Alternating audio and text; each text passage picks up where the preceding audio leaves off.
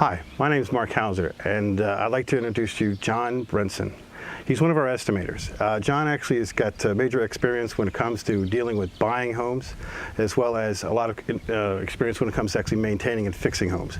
And he's also got I believe you also got a broker's license, is that right? Yes. Yeah. So John right now is going to be coming with me, and we're going to go through a house. We're going to start showing you how to start to inspect your home, and we're going to start going through the different things as far as how to take measurements and things about contents, so that you understand. Then later on, we'll start talking about what you're going to be doing when you're dealing with the adjuster as he's coming to your home and with a particular claim.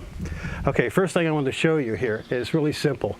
In this house, if you look at this house right now, you're seeing different types of slopes coming into this one dormer. You got one coming over here, one coming over here. As rain is hitting that, now some of it's going to go into these different gutters and then go out, but a lot of the rain is going right into the dormer. And if the flashing's not right, you could have water coming into the house. So when you're outside inspecting your home, the first thing you want to understand is that how can water come into my house? Because this is the reason why we want to start this in the outside, because weather comes from the outside in. If you notice, we have up here, we have stucco. That's actually been damaged before. This was actually just partially fixed right now, and that's because of wind damage, believe it or not, from a major storm. It blew off major sections of the stucco. There's another version of this they call Drive It. Now, Drive It is actually a man-made substance that they actually, it's almost like a vinyl type of a scenario, and that has had major challenges. And actually, there was a major lawsuit. I don't know if it's been completed or not, but that also can be the type of material that you might have. It might be called Drive It. And then also over here, you see we have this is actually stone facing. Some people may actually have real stone in their homes. That's another different type of material. Usually this kind of material doesn't have too much of a challenge, but if we were to turn around and to go on the other side of the house, which we will in a few minutes, they have vinyl. And on vinyl, somebody could throw an egg on vinyl or aluminum siding and as some kind of a damage. And what you're going to be looking at is that once that starts to dry, that's automatically going to adhere itself to the siding. And when that's adhering itself to the siding, once it's dry, you can't get that off. On stone, you can wash it off. On Drive It, you can wash it off. On stucco, you can wash it off. But you can't do that when you're dealing with vinyl or aluminum. Protein stain, right? That's correct, protein stain, exactly. So what we're going to do is we're going to go around the corner here, and we're going to show you some other different things about the roof. Great. I wanted to also show you over here. It's really important for you to understand these particular shingles. This particular beautiful slope of a roof right here is going to give us a lot of indication about things you need to be concerned about. First, we're going to talk about the different roof vents they have. If you notice, there's a vent all the way at the top. It's called a ridge vent. Okay. It goes all the way to the top. See, rain doesn't just come in straight down. Sometimes it does. Sometimes it comes in kind of, sideways a little bit. Sometimes it can even be shot straight up and goes up. When it goes straight up, it's going to go right inside those vents, and then it's going to drop right down inside the house. So that would be a good place to look, down inside the house where water could be coming into the house. Also, if you see those skylights, a lot of skylights, man, they're not always as good as the newer ones are better, but the older ones still had a lot of problems with them, and a lot of times with flashing. That skylight, there's actually now new skylights that actually close as soon as it starts to rain. But these old ones, if it's still left open and the rain starts coming in, it's going to go right into the house. We have those vents that come out. Again, you have flashing around those. If you notice that there's like a bit of a dip in the roof. If we have a thing in the north called snow loads, and we have a lot of snow because you don't have a really steep sloping roof, it'll accumulate. And what happens is the weight of that snow will actually crack a rafter, and then that's where you want to look. If you see a dip in the roof, that's where you want to check it out. Also, the other thing you want to look about is the different types of shingles. You've got everything from slate shingles, you've got wooden shingles. This is actually a version of asphalt composition that's supposed to make itself look like it's actually wooden shingles. And they also have slate shingles, wooden compositions that are actually supposed to be looking like slate. And they have new different types of materials out there. So looking in the companion book, the actual book that's the toolbox for the homeowner adjuster, you'll learn about all the different types of components we have when it comes to different types of materials. Now, siding over here, this is really important to understand about siding. Right now, this is aluminum siding. We went from the stone, we're now into aluminum, and we're into vinyl, but you also have aluminum, and there's also wood different type sidings. This is known as clapboard, is what they're trying to make it look like. In here, vinyl, if it gets cold and something hits it, it's going to crack it. If it's aluminum, something hits it, it's going to dent it. So these are the type of things you need to look for. Sometimes you'll even see little tears in vinyl, which we'll show you a little later on. Also about the siding with wooden siding, it may not blow off that easy, but it does have other different types of challenges. Usually when it comes to water starting to erode it away because of long not maintenancing it. But that would be a maintenance thing. That's not sudden accidental. Remember, it must be sudden accidental. You also have your faucets underneath here. Sometimes you'll actually have raccoons or different things to try to get into your house. By the way, if a squirrel tries to go into your house, that's not covered. But if you have a raccoon that goes into your house, now that's covered. And we have a joke in our office. We say it's actually a squirrel with a mask. Now, so understand that a raccoon would be covered, a squirrel would not. Mark, these black spots here, what are they, mold spores? That's right, right. And these right here come from what? I think they come from the mulch. That's right. And they're allowed to jump about 20 feet. That's right. And that's no longer covered also. Right, mold's not covered anymore. You'll see them, sometimes you'll actually be outside and you'll be in a beautiful sunny day and you'll feel like the little wet spot kind of hit you. Well, you've just been hit by a mold spore. And that actually gets on here, it's like tar. And you can scratch that off, it's going to smear, but it's not going to come off. And that's not covered anymore. Yeah, let me show you a little something that we found over here on this side of the house. John, one of the things that's really important when you're dealing with a deck is that understanding that maintenance is a big thing. Maintenance is not covered on a deck. All right. So just because they see that it's got a lot of wear and tear and all the stains gone, that doesn't mean anything. If a board's been rotted out, that's just it. Rot's not covered, right? We've talked about that before. We're going to show another place where rot's been not covered. But in here, one of the major things that can happen on a deck is that when you restain a deck, it's like if you notice right over here, you're going to have some, right there, we have some overspray, which means that when they were doing the staining, they actually got it on the siding. Yeah. Now, if it's actually a water-based stain, then you'll be able to wash that off and spray it off. But if it's an oil-based stain, which is most of them are oil-based stains, that you're not going to get that off. They may actually tell you that they may want you to actually to power wash that first. But if you actually can show them with like some oil spirits that it's actually oil-based and it's not, it'll smear on the siding. But that's all right because they're going to have to replace it anyway. Now, when it comes to siding, one of the things you have to always be concerned about is are they only going to pay one side of the siding? Or are they going to be paying two sides of the siding? That's part of what we're going to be talking about later on and how to get that. But that's always a big concern. Okay? All right. Okay. Let's go over here.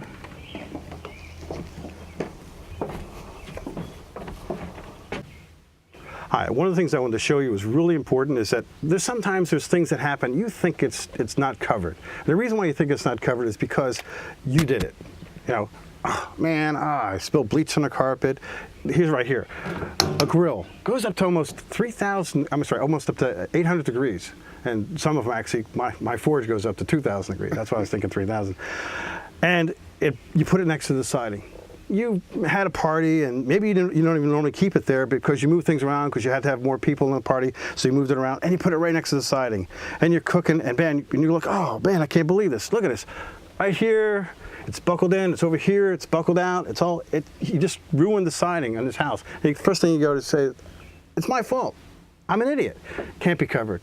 Wrong. It's covered. If a child does it, your own child does it. I always like to call them little clay makers. They're, little hurricanes that go around and just basically love to stick things in toilets and stuff like that. And then if a guest comes over your house, that's also covered. Don't consider that it's actually going to be considered fraud. It's not. You did it. It's normal accident. That's normally covered. You're not actually trying to do it for any type of damage or making money on damage. It just happened. On this particular scenario, the siding was burnt. They then removed the grill out of the way, but it was too late. What's this up here? This crack? Yeah, that's that crack up in the siding up there. That's really important to understand. It. You need to look around in all different places. I mean, if you didn't come in this particular angle, you would have never seen that crack. That crack was determined by, could have been something that could have fallen down on the house. Falling objects on the house. You can have a tree that falls in the house. You can have blue ice. That's the stuff that comes out of an airplane. Comes out of the toilet. Comes out of an airplane. Hits a house. That's happened many times, especially in New Jersey. I have some friends that happen. And any kind of object that might hit the house, that also would be covered. That could have been a falling object, or that could have been a wind damage as well. Mark, I was at a house not too long ago. We had a cookout, and the gentleman, he burnt the loom siding. He didn't know that it was covered, and I pointed out to him that that would be covered. Happens every day. All right. Every day. One of the things that you'll find that's also really important is windows. Like right now, these windows are open. If we had a major thunderstorm, which we're not going to have today, but if we were going to have a major thunderstorm, water could come right into this window. I had a friend who had he likes to smoke cigars, and his wife says, well, if you're going to smoke cigars, then you're going to be in the basement. You know, we'll lock you in, you can be in your little room, and you can be there. So he says, okay. So he goes downstairs with all his buddies, and they're down there having a cigar party, and they open up all the windows down below in the basement. And what ended up happening is they were all done, so it all aired out. They left, they went out to do something else, and they left the windows open. Major downpour comes down, and it goes right into the house. Again, windows are a very big place where water can actually come into a home, and you'll find it right along, a lot of times along the windowsills. Over here, there's another thing that's really important to understand, and when it comes to risk. This particular house happens to have a trampoline. Sometimes if you don't tell them about trampolines, dogs, a Rottweiler, something like that, certain kind of dogs, certain dogs are actually also Doberman pinchers, things like that. That's considered a higher risk. If you happen to have that and they don't know that, I'm telling you right now that you better not have it when they're here, because you don't want to show them the added risk that you might be called upon later to try to explain why you have that, or that they could cancel you on. That's the only thing that they can cancel you on, is if you have a higher risk than what you had before when they first gave you the policy. Those kind of things. A trampoline without having any kind of netting around it, and also usually a lot of dogs, major dogs, definitely Rottweilers and Doberman pinchers, things like that. Okay. When water comes in rain, most people say, well, we're talking about the exclusions. One of the exclusions is flood or groundwater. When rain comes down and it hits a house, then comes in, that's covered. When rain comes in and hits the ground, then goes into the house, that's not covered. This house here, we're up on a hill. If you come over here and you look over there, we're on a mini mountain right now. But believe it or not, there's one little section of this house, this property, that is above this house, and the water came down, and this house actually had a flooded basement. That's another reason why you need to have a sump pump rider. We're on top of a major hill, but this guy needs a sump pump rider. Don't think just because you're not in a major valley that you don't need one. You probably will if there's a chance that water could be running in your direction. It surprised this gentleman dramatically. What's another thing that's really important to understand is chimneys. When you have chimneys, you have a lot of times where water can come in because of the different flashing they have around it. This particular chimney is not even real. This one has a gas vent. That's right, yeah. It's the vent's down here, and what's going to be showing is a little metal piece that comes out, and that's the only place that hot air comes out. That's all worthless, not even there. One of the things I also want to talk to you about that's really important is that when you're measuring out siding, some sidings like this right here, this might be a little bit difficult for you to do. If you have nothing but siding damage, then don't worry about our estimate. If it's just siding, it doesn't pay to get our estimates. And you say, well, I can't believe you're actually telling me that. Well, remember, our first thing is to give more goodwill, and that's what we do. If you have roof damage, and that's all you have is just the roof damage, you don't need us. Again, you don't need us to go in and give you an estimate on a roof. You can talk to us if you need to by email, and we can try to help you. But mainly, that's not going to be a concern for you to contact us and give us information. But you have roof damage and something else inside, and you're saying, well, I'm not exactly sure. It's not a simple roof. It's not a simple siding. I'm not sure how to exactly measure it. Well, then get yourself a professional. Let them measure it. Get the square footage, or how many yards how many squares you're having as far as the roof is concerned. Give us that number, and then all the other data that we have for the inside the house, and then we can still work up a really top-notch estimate for you. You still want to make sure you take your pictures. You want to make sure you take nice, big, wide pictures of what you're showing, how much damage you have, as well as with the area that you have, and as well as the damaged area itself. Over here, it's really important to understand is that some houses actually have cracks in the foundations. This one happens to have one right here. Cracks right there next to the window, goes all the way down.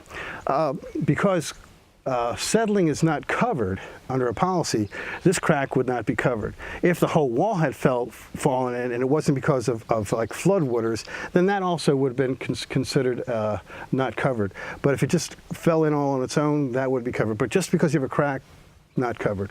Over here, let's go over to the front. And I want to show you something over here. Okay.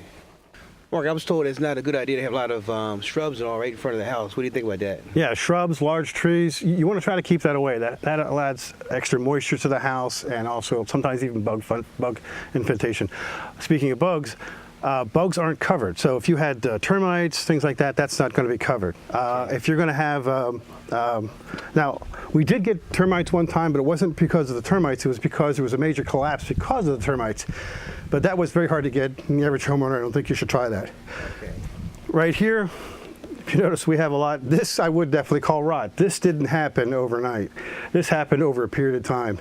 And like I said before, rot's not covered. In fact, if I was a homeowner and I was going to replace this, I would use that new composite material that they have so that I would never have to worry about this ever happening again. Again, rot's not covered. Let's show you what's happening in the house. Now, just as we're entering in a house right now, just think, some people are entering into your homes that are uninvited guests. They're called thieves. And when a thief comes in your house, the first thing you think about is, what did they take? Well, actually, the first thing you should be thinking about is, what did they do to my home? People today, well, the vandalism that they can do inside of a house and kids is just downright tragic. But that's the thing you should be more concerned about. I knew somebody that was actually a adjuster that was in New Jersey, and they had a person who actually broke into a house. The person was a hemophiliac. Now, what's the one way that a hemophiliac, John, shouldn't break into a house? Right to the front door. No, through glass. Oh, through glass, okay. Yeah, he cut himself and he was bleeding out all throughout the whole house. Well, guess what?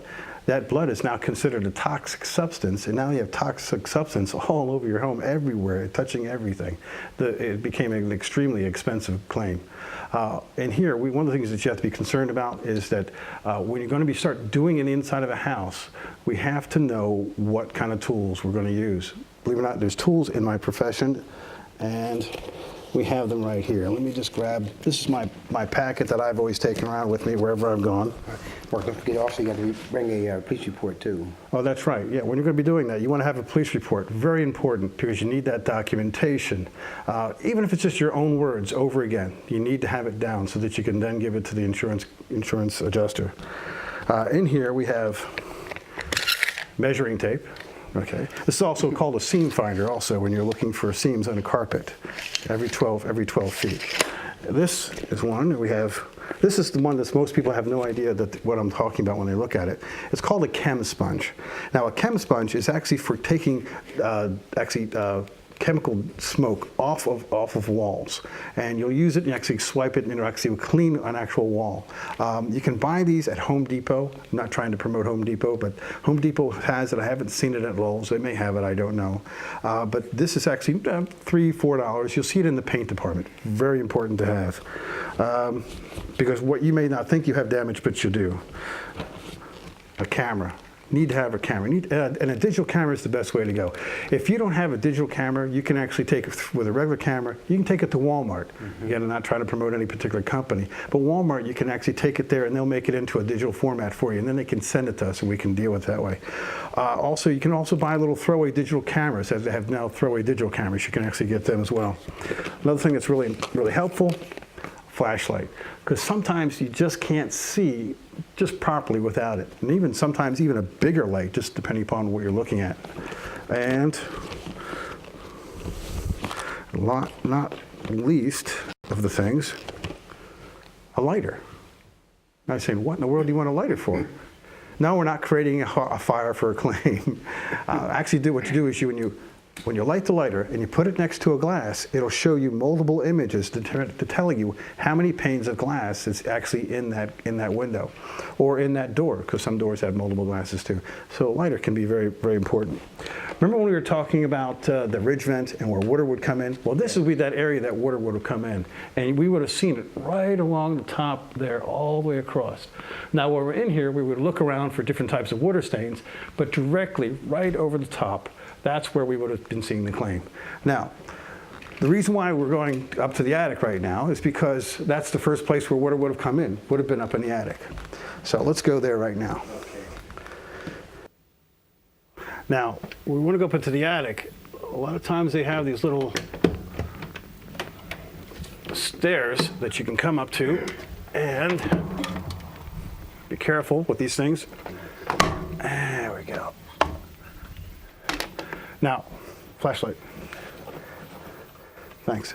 Now, a lot of times I'll go up into an attic, and even just with my camera, with the flash, I can sometimes see up in the attic where I normally wouldn't have been able to see just by taking a flash in an area and looking at it.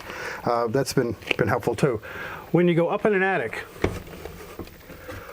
one of the things you want to be concerned about is that, remember we were talking about snow load. We're going to look for those cracked rafters. Where do you think the rafter would be cracked? On the top, the bottom, or the middle?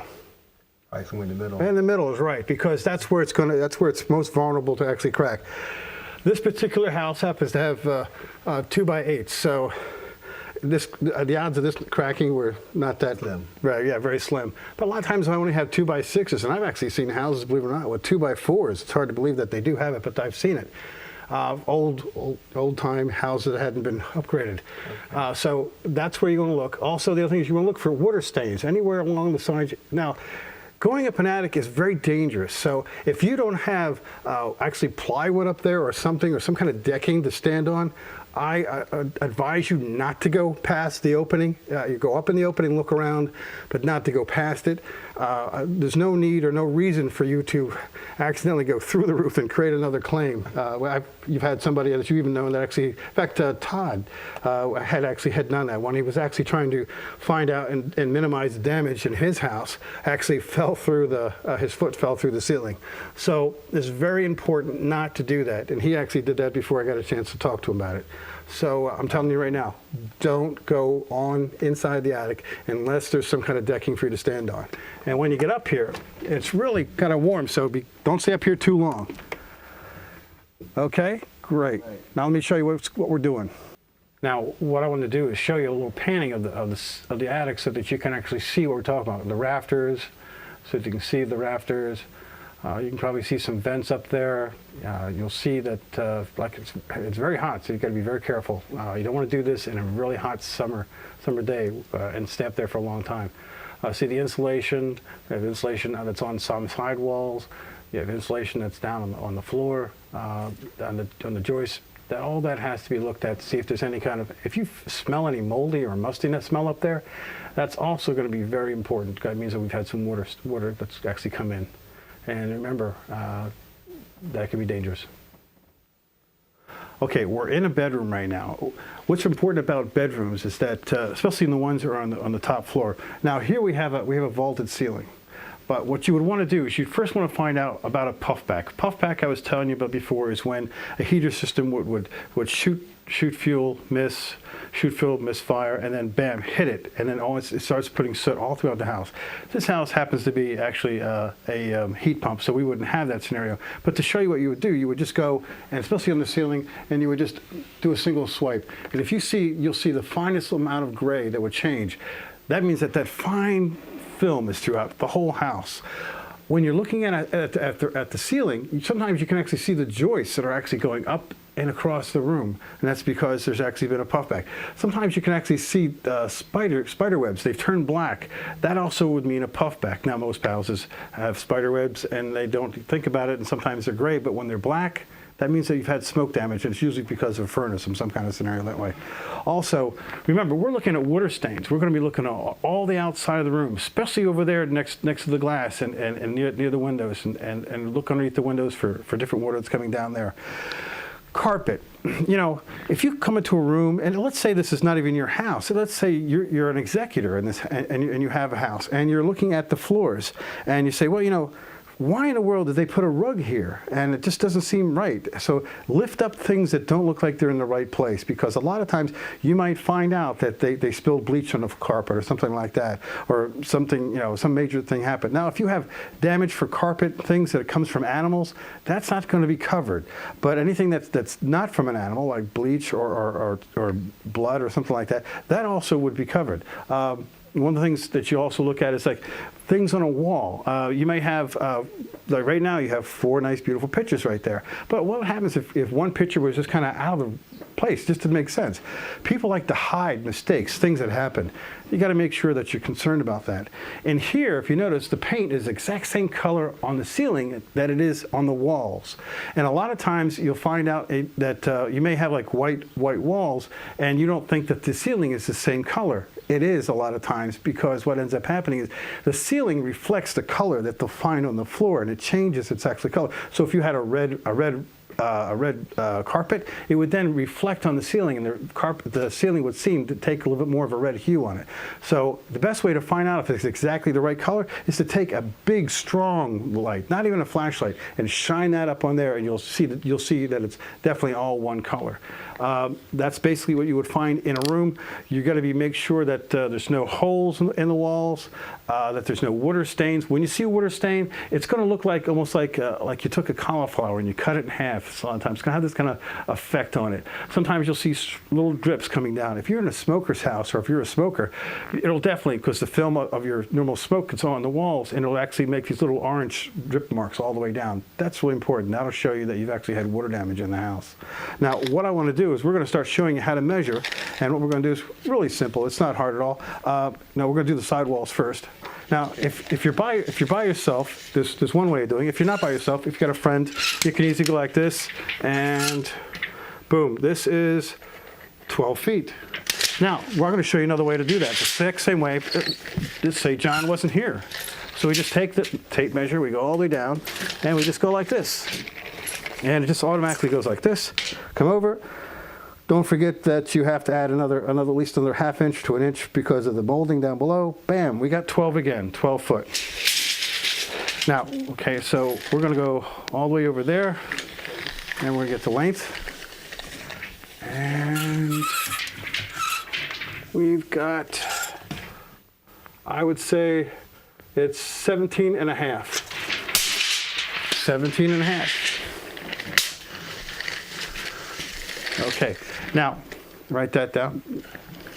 Now I'm going to show you a sheet in a second here and what you need to do with it. But first we're just gathering the first quick measurements here. Now the ceilings, most ceilings are flat like this over here. They've got a nice flat and they're all the way across, but sometimes you'll come across the vaulted ceiling like this is. So what you want to do is you want to get the highest point and the lowest point of the ceiling. So on the highest point, the best way to do that is to take your tape, and people love to do this once they learn how to do this. And I would always tell you to get the wider tapes because it's easier to do that with. And bam, we have 11 feet. And over here, we have 9 feet. I'm sorry, 8 feet. 8 feet. So we have 11, 8. So now those two numbers with a little C in the center on the diagram will actually now tell me exactly that you have a vaulted ceiling, and this is called room exterior sketch sheet. And it has all these different little squares on it and everything else. And it has, you put the name of the room, what the peril was. We could say that it was wind, rain for this particular one. And we had water had come in. And then you want to name the room. This would be master bedroom. I would put master bedroom on here. Then all I do is each one of these little squares is actually 1 foot. So if I had 17 and a half, that would be 17 squares and a half a square. And then I would then take and I would do 12 squares across. And now I know what the measurement of this room room is. And then now I know exactly what it is. I would name it that. I would also take the time to say that the bathroom is over here. I would put bathroom over here. I would say the hallway's over here. Then I would put a little thing with a D with an arrow and say there's a door over here and there's a door over there. That immediately tells me a lot about this room, especially since you're sending it to me. It gives me the understanding of what's related to it. Now, with the bathroom over there, we could have had a major overflow, and this room would have been affected by that room. So knowing which room is connected to which helps us to be able to help you with your claim. The next thing we need to do is we need to start taking photographs. John, why don't you just go into in the bathroom for a minute, and what I'll do is I'll start taking some shots, and we will show you how to do it. Now, let's say we had water stain over here. First thing I'm going to do is I'm going to come over, and I'm going to take a shot of that water stain direct.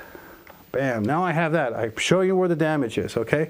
And maybe it wasn't more than a water stain. Maybe it was actually some of the drywall actually got damage to it.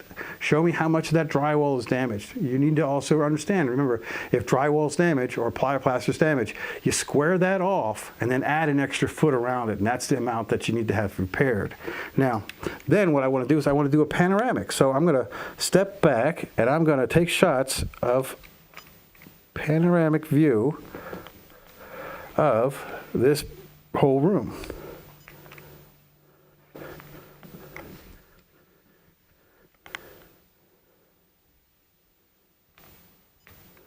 And what that's going to give me is a much bigger understanding about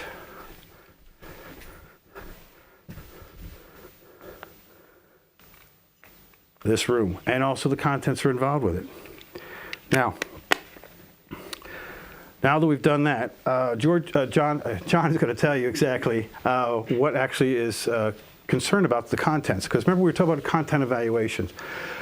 You should do a content evaluation. You should not only take the time to sketch out each individual room as you're first doing your first inspection, because you know what? You now know what the size of the rooms are and things like that, and you can then use that in case something happens in the future. You have all of your documentation ahead of time. You just have to give us the particulars at that point in time. So I would, as you're going through, take the time to document each and every single room.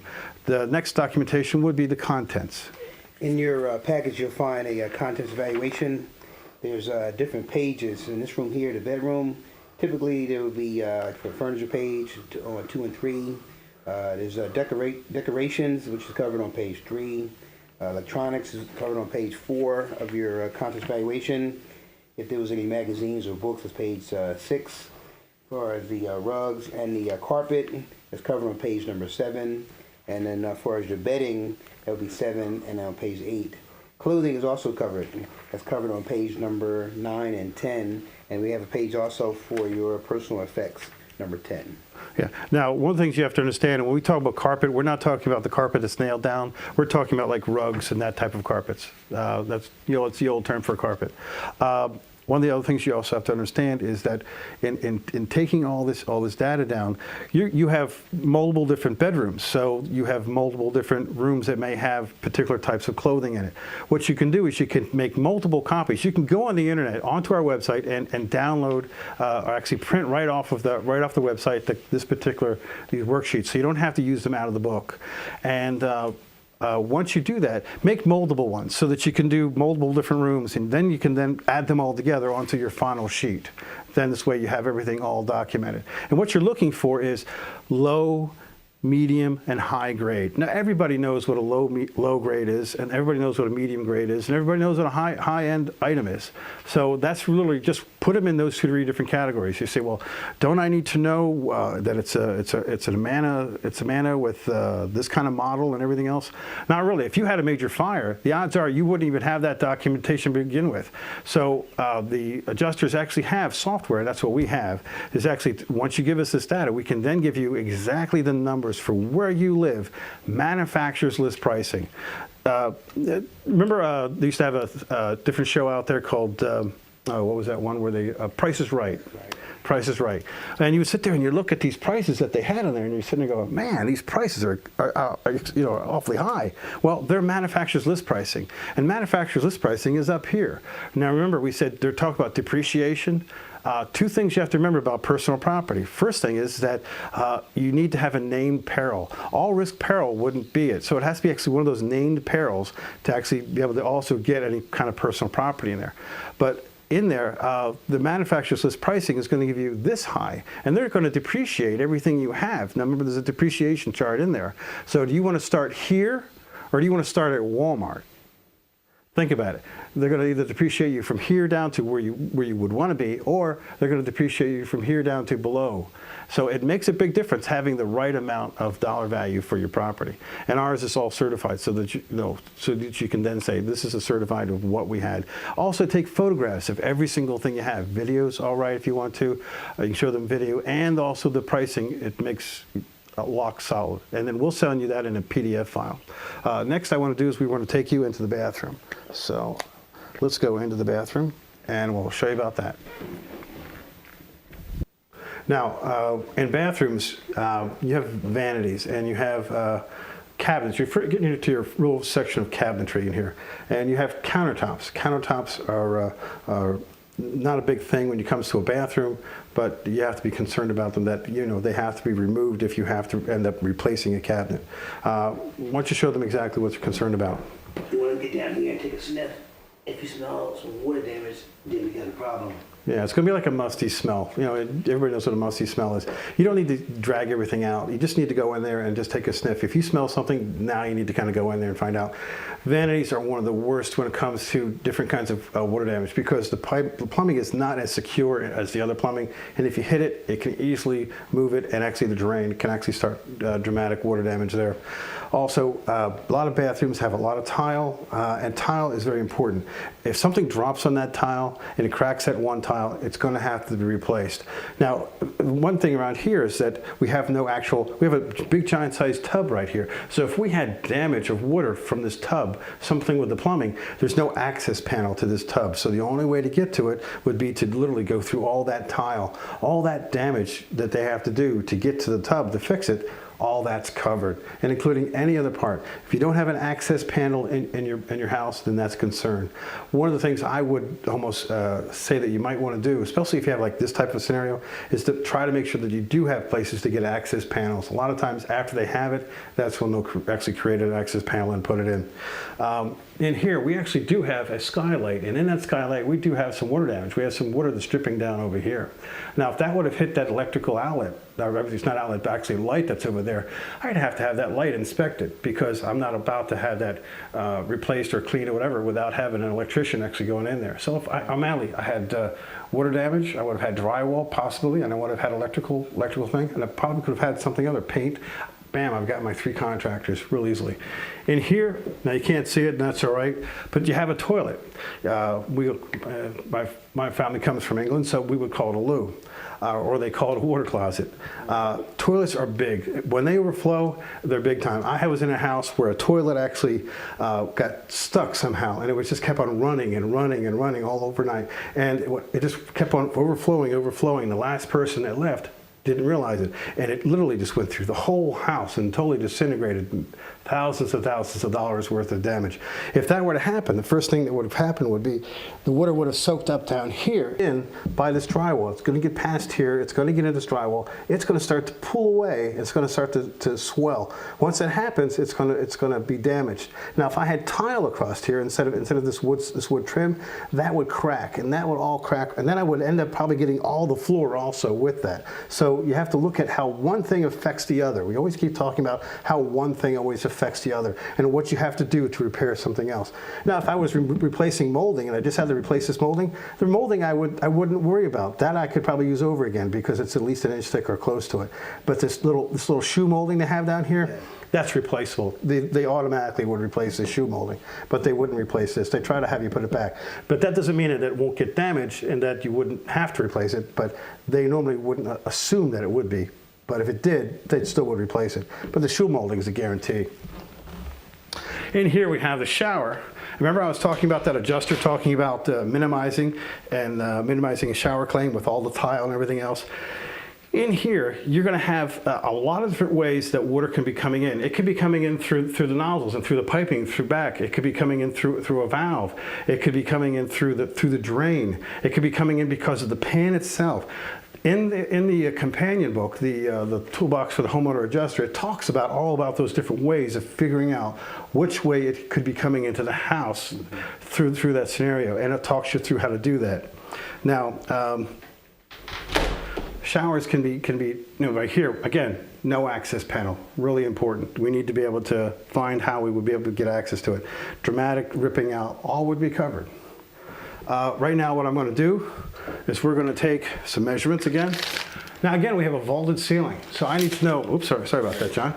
I need to know what this vault is, and that baby is up there.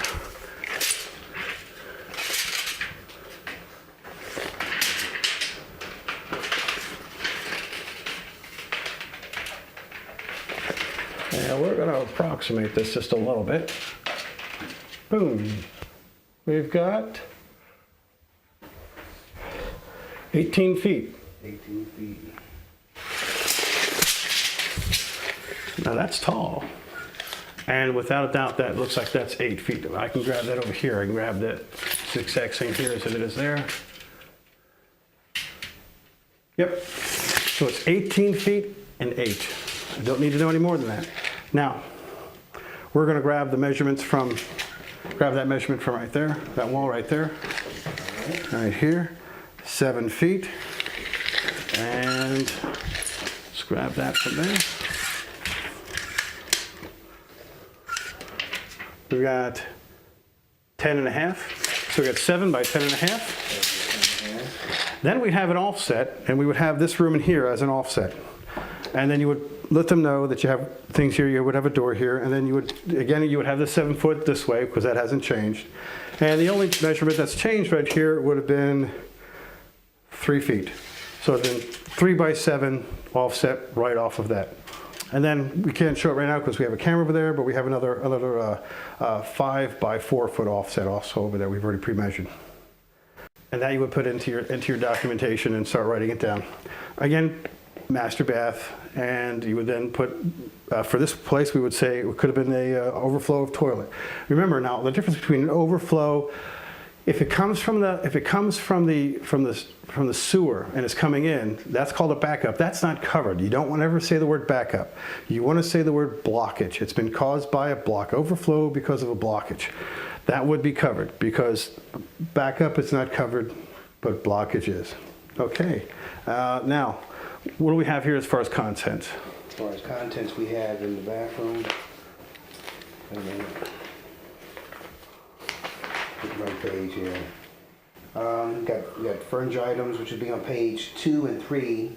Decorative items will be on page number 3. Look for books and magazines. I don't see, but that's on page number 6 of contents. Okay, and how about personal things like personal hygiene stuff? And personal hygiene, personal effects will be on page number 10. There we go. And that would be it for this room. Now, what I'm going to do is I'm going to take some photo shots, and then, hey John, why don't you head over there so I can take some shots? And you want to take, like I said, a panoramic shot, so you try to get as far away as you possibly can. I always like to use a flash. And this way, I'm actually going to change the camera a little bit and try to get a little more of a height than this one. And then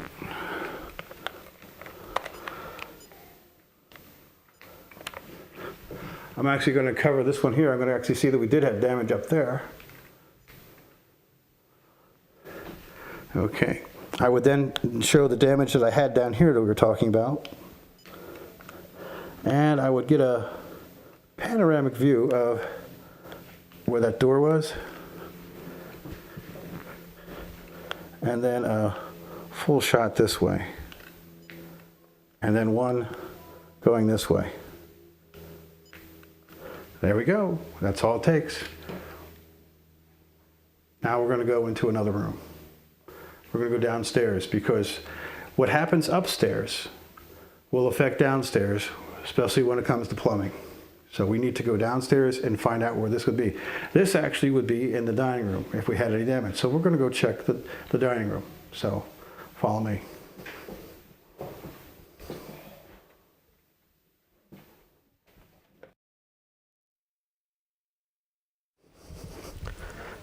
Now down here, we want to talk about the dining room. And remember we were talking about the bathroom that was upstairs. Now the bathroom upstairs, let's say we had that leak in that toilet and everything had come down and we had some leaks and stains over here. That would have been exactly right underneath, actually we're right underneath the bedroom, but that would be also right there on the corner where the water would have come into the bedroom, and now it's dripping down there. So the first thing we would have done is just automatically come back and just quick got in the picture of that area right there. Perfect. And also we would have then also taken a picture all around here. Now in here, what's really important to understand is that you have a thing called continuance, which means we had talked about that before. Now in here, the floor is wood, but the floor is all connected just strictly in this one area. So it would be, this wooden floor wouldn't be on a continuous basis. But the paint is. The paint keeps going all around here. It goes around, it then connects over here, so you would have gotten the ceiling as well. It comes around here, goes through here, hits this whole foyer all the way through here. It goes into the hallway, on all throughout the hallway. It actually then even goes into the whole other room all the way over there. The paint even goes past and through that doorway over there, goes into the whole kitchen, all because you would have had a stain right here. So continuous is big in certain instances. So even though you have trim that comes around, the trim ended over here, and you then got the connection right here, and you got the connection over here, and bam, you now have all that continuous paint through all that area. And that could be, even if this was only the small room that had damage in it, you now have at least $5,000 or more worth of damage that you have to then take care of, because everything has to be brought back to pre-existing condition.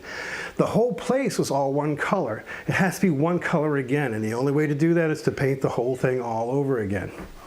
Now, in here, we'd also be concerned about all the stuff that's in this room. If we have to do something, we have to move everything in this room or cover everything that's in this room, because you don't want to have, when you're painting, you don't want to have anything else damaged by just the process itself. All this stuff has to come off the walls. So this is all part of the things that we would do for you in the estimate to make sure that you're getting everything that you need to get. Now, we're going to take the time to talk about the contents in this room, but just before I get to that, I want us to make sure that we take the actual measurements. We're going to try to show you how easy this is to take measurements. In fact, I'm going to show you. John's not even going to help me with this. Stand over there, John. We're going to show people just how easy this is, and you just write them down and see how fast we write them down. And that's 11.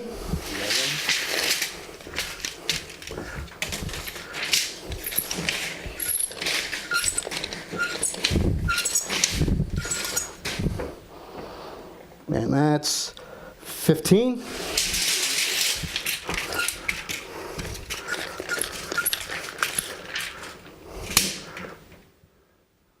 Boom, 8-foot ceiling. And we're done. See how fast it is? We have a door on that side, we have a big opening over here, and a stairwell, and then you can then add this also to it. And I would make sure that when I'm doing the graph, I would let them know that the stairwell's over here, and my foyer's over here, and my kitchen's on that side. On this side would be a garage. So when you're doing other things, you just put those different things on there so that people know, our guys, our estimators know, the relationship to all the different rooms. Now that we've done that, let's talk about, by the way, and there's another sheet. We'll talk about what kind of materials you have for a floor. It says wooden floor, it says tile floor, it says carpet, drywall, plaster. It gives you that, so you give us an indication. Because when you show us a picture, I just see white or I see a color. I don't know if it's drywall or I don't know if it's an older house and it's plaster. So that you would just then put that on there, and you're going to know if it's plaster or not, especially if you've ever hung on any pictures. Now we're going to go over the contents evaluation. Okay, We took out about 15 minutes, and we actually walked around to this room, and we saw what was in the room. On page number 2, there's it says furniture. We came up with a china cabinet, You counted the chairs in the room. What grade were those? Okay, the China cabinet we put that as a premium grade. Premium grade. It's oak, so it's the bottom of the premium grade, but it's still premium grade. Yeah. We came up with 6 formal dining chairs. We put those down also as premium. There we go. Grade. Also, there was a formal dining table, and that went down as premium grade also. Then we came up with candles in the china cabinet. That was 16, put those down as a medium grade, under good. There were figurines also, we put those down. That was 16, put those down as a medium grade item. We walked around the room, we counted the pictures. There were 16 pictures, put those down as a medium item also. Then we come down here to tablecloths and linen napkins. There were 10 of those. Put those down under the premium grade. We came across the flatware. The flatware we put down as a premium grade. And then Chesterfield flatware was a 1 premium grade. In your package you'll see Coriel dinner set. You want to just make that a dinner set because sometimes there's a glass or Coriel. It's just a name. Put it down as 1 under premium. Also under drapes and rugs, there was the rods here at the window. We put that down as 1 premium, and there's a 1 area rug in this room that's down as 1 medium right here. Took us all about 15 minutes to take care of that. And a little bit later during the shoot, we're actually going to show you just the value of everything that was in this room and how fast it took us to be able to do that. Now remember, you're also going to want to take photographs of everything that you have, especially the bigger items. Now when we're talking about clothes and stuff like that, you don't have to show every different shirt and all that kind of stuff. That's not necessary. And one of the things that you have to be concerned about, or don't have to be concerned about, you say, well, I'm constantly changing clothes. My one set of clothes is different now than they were, several months ago or a year ago. I change clothes every year. Some people do that. Don't worry about it because you usually have the exact same amount of clothes all the time. Once it goes past 5 years, you can send us back a copy of the estimate that we had done for you if we don't have it on file, but we should have it on file. And automatically we will then take that and then we could update it with the new prices for that particular time period. So it's really easy to do, and that would be just a minor charge, something like $10 or $15.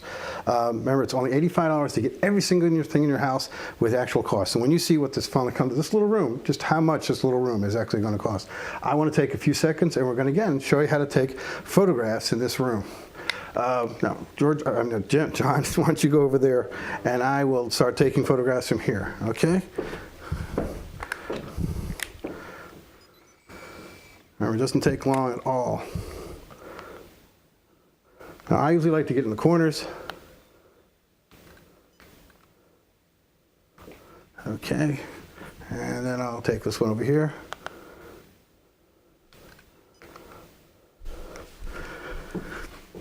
And then I'll take this one over here. See, I get more in when I do that. And then I'll take this one from over here.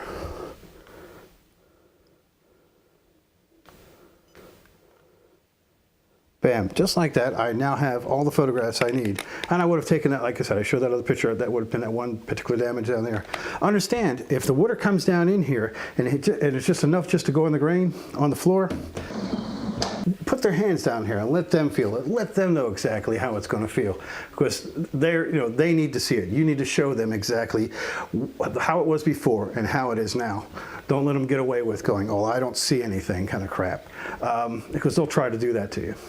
What we're going to do is we're now going to go into the kitchen. I want to show you what happens there. Okay, now we're going to be talking about the kitchen. And this is a nice kitchen. I really like this kitchen a lot. A couple things that are really important about the kitchen. Number one, let's say we're talking about fires. Where's that we need to have that chemical sponge. Okay, while John's getting that, I want to talk to you about, number one, if you have the cabinets right here, again, we want to take a sniff. If we smell any kind of mustiness, then we know we have a challenge here. Dishwashers, a big thank you. Okay. Dishwashers are a big problem because a lot of times the front seals end up breaking or coming out and water comes up through here. Big problem with this. Refrigerators. they have these, this one doesn't have it, but a lot of refrigerators where you can actually get water, and it actually is attached to, this one is attached. It does have water, it just has it inside. Where it's actually making ice, an ice maker, or you can get water. That little hose in the back, sometimes it's plastic, sometimes it's metal, and it can break real easily. And that's got a little pressure. It's got a lot of pressure on it, and it just can do a lot of damage. And sometimes it actually ends up being semi-hidden for a while until you finally take it out and you start seeing massive damage in the back. That can be dramatic. Now, stoves and ovens, you would. Now, these are basically cabinets down here, so there wouldn't be a big problem, but you would want to see if you're coming up with any things burnt along here, anything that was smoke, along here, any kind of smoke. Here, you would see the difference in colors and everything else if we had a smoke or a damage problem. Remember, you're taking things off the burner. You might end up putting them on the countertop. Now, this is Formica, but if this Formica will actually burn, it actually have little burn marks in it. That's covered. Things in your countertop over here, you bring it over here, you set it down, you forget to put the thing on top, that's covered. That would be a damage claim. The other things that you have to be concerned about is, it's funny, but the tile. I have had, one person once told me that this would happen to me, and it's actually happened to me twice. I can't believe it. Thanksgiving. We come out, we have the big giant size frozen turkey, you stick it on a plate or someplace, or you just sit it on the countertop, and it starts to melt, and it just slides and goes, bam, it's a 20-pound turkey. It's like a bowling ball. It hits the tile, and actually cracks the tile. It's happened to me twice, where the whole thing had to be replaced. Now in here, the thing about this tile doesn't just go up to the cabinets. It goes underneath all these cabinets. It's all underneath here. It was done properly. It continuates and goes into that room over there. It actually continuates and goes up through here and goes around all that room in there. So all that would all be covered. But you'd have to take out all of these cabinets to be able to get to that tile. Now, hopefully you wouldn't damage these cabinets, but if you did damage cabinets in that process, they would also be covered. Now, let's say that we had one damaged cabinet up here. You're not going to find a matching cabinet for down here. So therefore, you would have to replace all the cabinets if something were to happen to just one cabinet. If we're dealing with a tile, after we take all this out, we're talking about sinks, we're talking about plumbing, we're talking about electrical type things. That all has to be removed and taken care of. We're talking about trim that has to be taken care of. The shoe molding again. The other molding may or may not be able to be reused. Now over here we have everything from nice Formica to bam, we go right into granite. Now granite's not a problem. Granite though can crack and it won't burn, but it can be damaged in other ways. It also can be stained sometimes. They do stain. Now, let's take some measurements here. And we're going to take just measurements of this particular room right here. And we're talking about 17 and a half. And here, I'll quick get a ceiling height here. Who here thinks it's going to be 8 feet? I think it's going to be 8 feet. 8 feet. Bam! 8 feet. But some houses you never know. Okay, now I'm going to hold it right about here. Better you take it that way. And we'll go all the way over to there. And we have 14 and a half feet. Now, huh? Want to continue on? No. Now, this would be one offset. This would be the main thing. And then I would do another offset, which would be that room over there. And that room over there is about, just by looking at it, it's close to about 7 by about 8.5. But it takes time to measure it. Ceiling height, automatically the same because it's the same here. If you notice, this house happens to have sprinklers. What's really important about sprinklers is that if they were to damage or they were to start leaking, that could cause dramatic damage throughout a whole house. If you have a fire, sometimes there's more damage done by the sprinklers than there is done by the smoke and everything else. In fact, a lot of times there's more damage done by the firemen because they're breaking windows and everything else to try to actually get more air flow and to try to take care of the fire. Now, we need to be concerned about how we're going to measure countertops and how we're going to measure cabinets. How we do that is real simple. Now, if we're talking about countertops, let's talk about here. We would go from here to the edge, all the way to the edge over here, which would be 10 foot, I would say 10 and a half feet. There's nothing, you can round things off to a half a foot, not a problem. And then you would then come again from this end all the way over here, from the corner end, and then take that all the way back out again. Okay. Just take it. And we got what? That's 8 feet 6 inches. So we got 8.5 feet. And that's that particular countertop there. Then I would measure this. This is a whole different type of countertop. This is an island countertop. Since this one matches this one, something happens to this one, I've got to replace that one, okay? So then I would just measure it direct, and I would say 5 foot by 3.5 feet. And I'd be pretty darn close, just practically right on the money. And at that point, I now tell you what kind of countertop it is. It's Formica. It's not a molded countertop. It's not, haven't really molded it. It's not round around. It's actually not a molded countertop. Now, cabinets are a different story. If you notice, we have a cabinet. We can't see it, but there's a cabinet here, and then there's a bunch of row of cabinets here. So I would then measure this set of cabinets here, and I would say these are base cabinets. And then I would say, again, 5 feet. And then I would just measure this one little cabinet right here. And I'd say 18 inches, or 1.5 feet.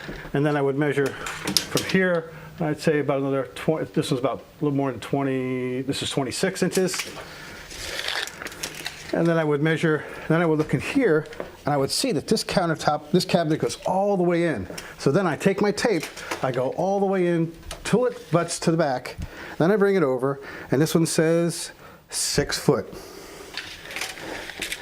Now, since we've already done this cabinet, we then go over here and grab the last here, and we have 6.5 feet. That's just the base cabinets. Now, we have the upper cabinets. Again, we have, this is 40, and I would bring this out for the extra additional piece, so I would say 46.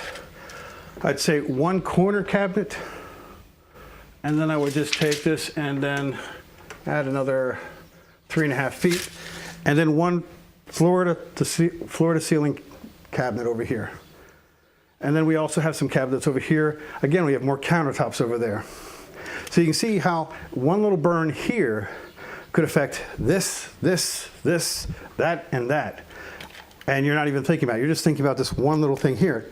Don't worry about that. That's connected because there's a linking. Remember we were talking about linking before?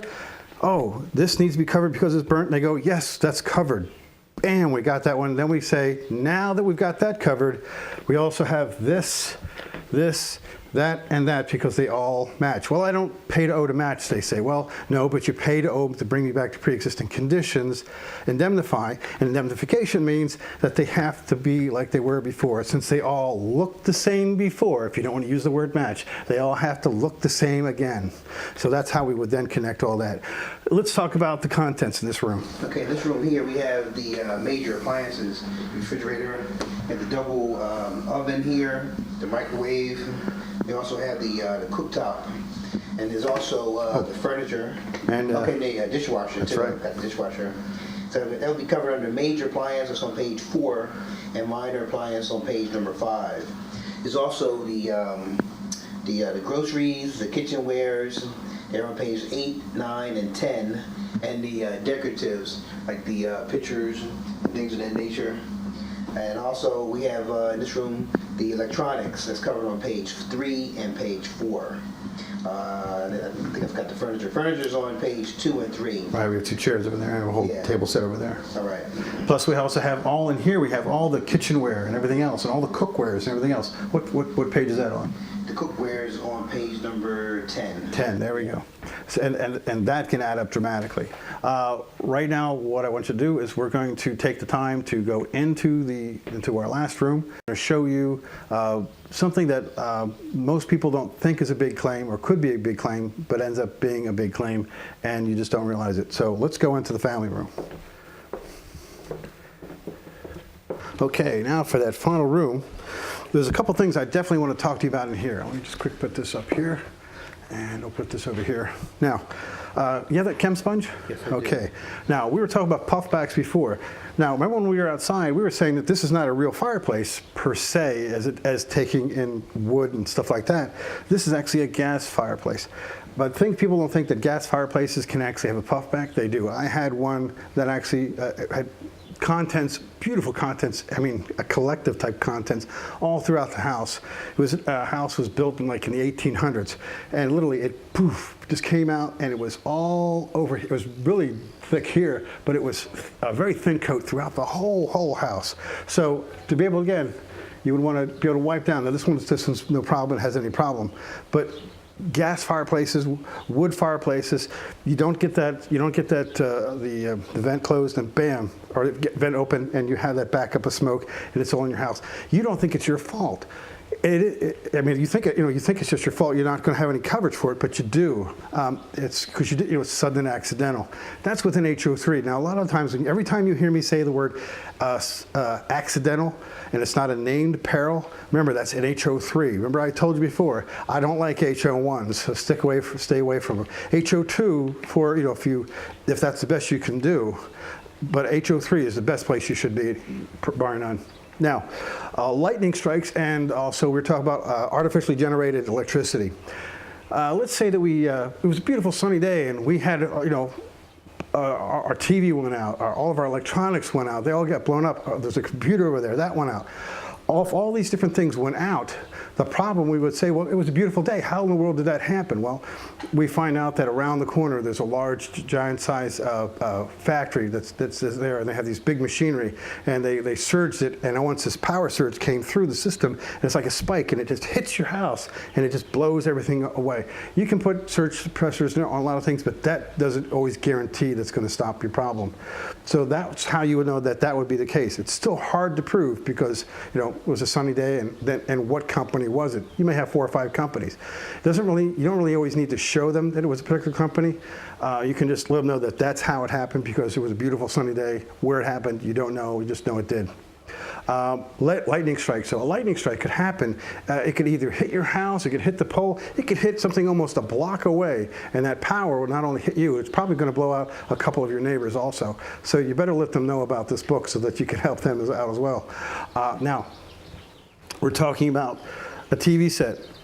Not cheap, especially something like this. And with the new plasma screens, where they're coming up and everything else, you're talking about a lot of money.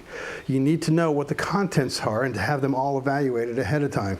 Lightning strike, it's going to be mainly just your electronics. What page is electronics on? Do you remember? Electronics is on page 3 and 4. There we go, 3 and 4. So all of your electronics will be involved in that. You're talking about a lot of electronics here. We have a full blown, plus this whole house is also connected to a wireless internet. So you have a lot of things that are inclusive in this home. In this house, we also have things about what about children developing? This is like a den where they would come in. Kids can actually spill something on a carpet or something like that. That would be covered. And there's a lot of things in the companion book that talks about different kinds of stains for carpet. Now, if I'm going to be measuring carpet, this is one thing we want to talk about real quickly. Now, measuring carpet, it's really important to understand that in this room, the carpet actually has a border. If you notice, you see a border here. But let's say this room didn't have a border, and the carpet went all the way from end to end. Well, carpet comes in rolls of 12 foot. It comes in 6 and 15, but the majority of times it's going to be in 12, and you're going 12 foot wide, and you're going to try to get it in 12 foot wide rolls when you talk to the adjuster. Why? Because it gives you a larger volume of different types of varieties of carpet that you can get access to, and it makes your numbers much easier. And in the average lay down of carpet is going to be at least 12 feet. In this particular room, we're talking about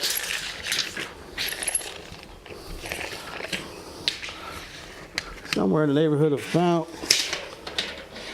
oh, can't get through there. Let's try that again. So you don't have to be perfect at this to get this done. We're talking about 15 feet. So the odds are it wasn't a 15-foot roll, so it would have been a 12-foot roll. So you have two ways of looking at this. You could have rolled out 12 feet this way, and then they could have rolled out another 12 feet out that way. That would have been a lot of waste. It could have done that way. The only way to do that is to use what we call our seam finder. You can buy it at any store. Every 12 inches, or every 12 feet, you go out 12 feet and all the way out to the edge. And then we would go down, we would go down 12 feet. And we're right about here. So we would then go right about here, pull up the carpet, and see if there's a seam there. Wherever that seam is, that's where you're going to find out how they actually laid out the carpet. And then it's going to tell you exactly how much more you need in square yards. Your estimator is going to help you with that. When you talk to them, they're going to talk to you more about that. Let's say that you had a carpet, and they call it a T-seam. Now, if the guy that laid your carpet did a T-seam, first thing you should do is, well, you shouldn't shoot him, but you should surely let him know that you're very disappointed with him.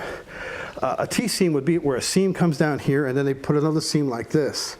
That's wrong. That's a major thing, because right where that T is, that's where you're going to always have problems with your carpet. And it's not going to look good, because believe it or not, carpet actually has grain.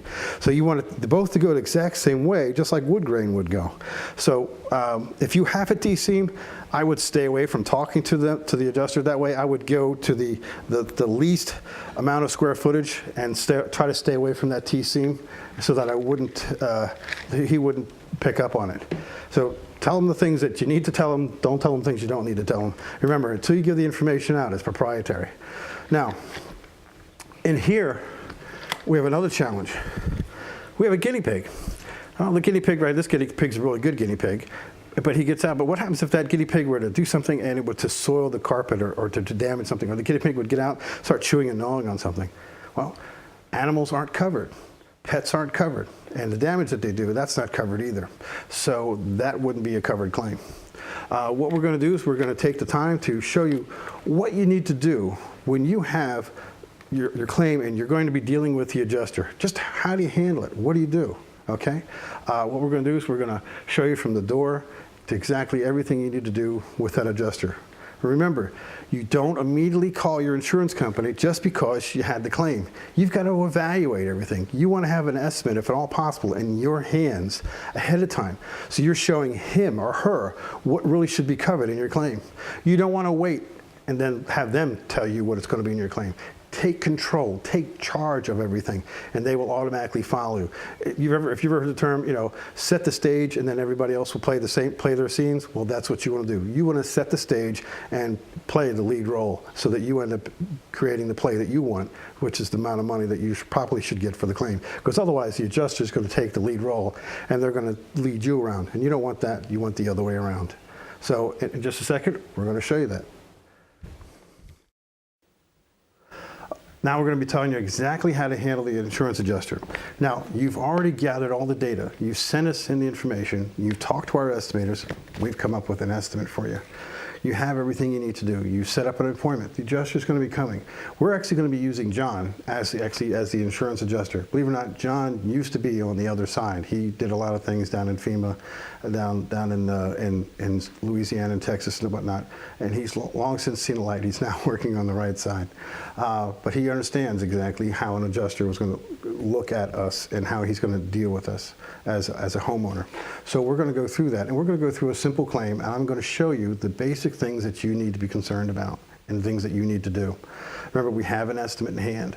So I'm going to go through exactly what would need to be done with a particular claim with the adjuster, okay? And then you're going to see exactly how I do that.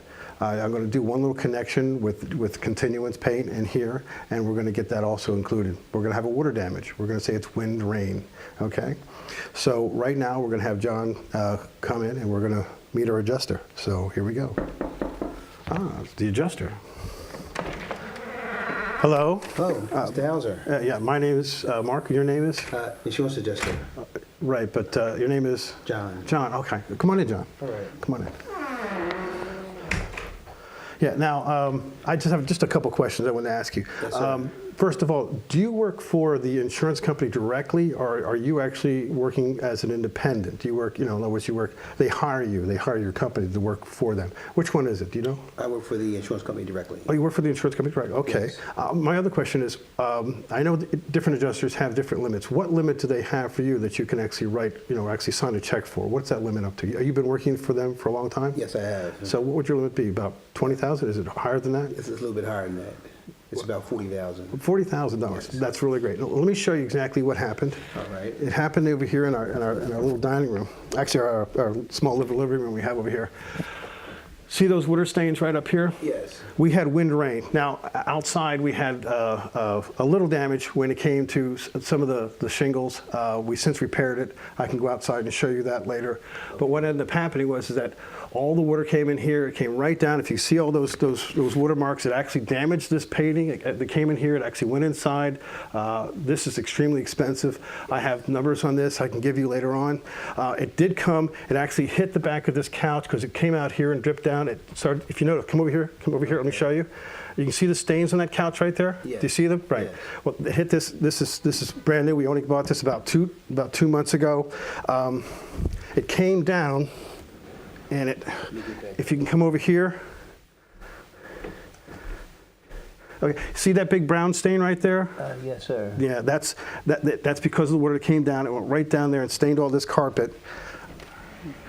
This carpet's like brand new, even though we've had it since we've had the house. We don't come in here all that often, so it really hasn't had a lot of wear. It's got a good age to it. Also, if you notice, the paint was all damaged, so that would also be part of the estimate. Yes, it would. Okay, and so if you notice, it comes all the way around, goes all the way down here. The paint on the ceiling is the exact same color, and it goes all the way up into there. Also, if you notice, there's no molding here, so there's no break points right here. Okay. It came all the way around, and it literally, all this is all the same color. It goes all the way up there, all the way into the hallway. Actually, that whole next room is all the exact same paint. I can show you that in a minute. It goes down here, goes into the dining room. If you notice, even though I've got molding, it still comes over here, and it connects here, and it goes around there. So that's all the same color. That all has to be the same thing. Am I correct that I'm deserving what I had before, nothing more, nothing less? That's correct. Great, because that's what I want to do, because all this was, I wouldn't say the word matching, but all was the exact same color beforehand. I know you don't pay to match, but you do pay to indemnify me to put me back to pre-existing conditions. That's correct. Okay, so then all this needs to be then taken care of. Now, we did do emergency repairs on the roof, and I can give you those numbers. And I have a full, complete estimate right here on every single thing that has to be done. Okay. Now, if you want, I can stay with you, and we can actually do some measurements, or if you want to do your measurements, or you can use mine. I'll use yours. Really, that's unusual, because usually I've been told it's the other way around, but that's fine. All right, thank you. Okay. Right. Now, my question is how fast are you going to be doing your own estimate? Yes, I am. Okay, how fast will that be?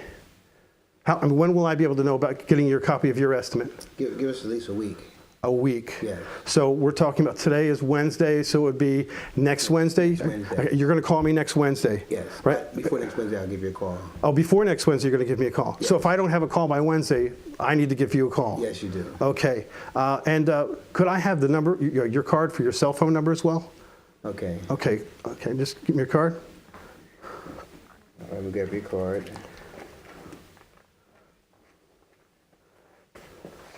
Here's the card. Okay. Thank you. Wow, it's even got your picture on it. Uh-oh. Now, that's so I can recognize you in a lineup, right? Yes. Okay. Now the other thing I want to know is, is your supervisor's number on here, just in case I need to contact them? I'll give you that number. Okay, or if not, at least give me the office number and the name of your supervisor.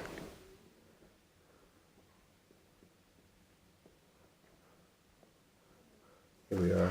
Oh, great. Is there anything else you think you're going to need? We'll take a few seconds. I'll show you outside, and I'll show you those. It's only a small little section of the roof over there. It's in the estimate, but you can see that's that little side roof that comes off here. I'll show you that. I'll get that once I go outside. Okay, let's do that. Okay.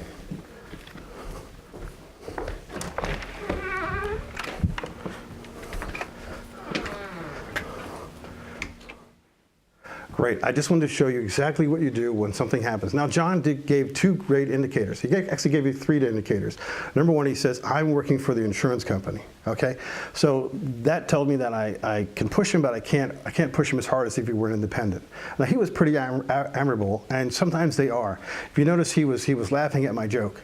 That's good. When they start laughing at your joke, that's good. If they don't laugh at your joke, you know the level of how much tension you may have with that particular adjuster. Remember, I got the supervisor's number, I got his cell phone number, and I got them a specific date that they need to call me. He needs to call me on. If he doesn't call me on, guess who I'm going to call? Him first, and then if I don't get anybody, I'm going to call his supervisor. I'm going to jump on his butt, because I want this done when? Immediately, as fast as possible. That can be done for my house. So John was sometimes a little nicer than most adjusters. He knows he's met a lot of them in the past. That's the concern that we need to be concerned about. You need to kind of size them up pretty quickly of who they are, and then deal with them accordingly. Okay, if they're setting a stage as far as you think that they need a fleet enema because they look like they're all sour and they've been eating pickles all day, then you need to be a little harder on them. Okay, try a crack a joke once in a while. See if you can get them to laugh. See if you can lighten them up. If you can't, then if he wants to be hard or she wants to be hard, match them dollar for dollar. Okay, and that's it. And we'll talk to you and see you.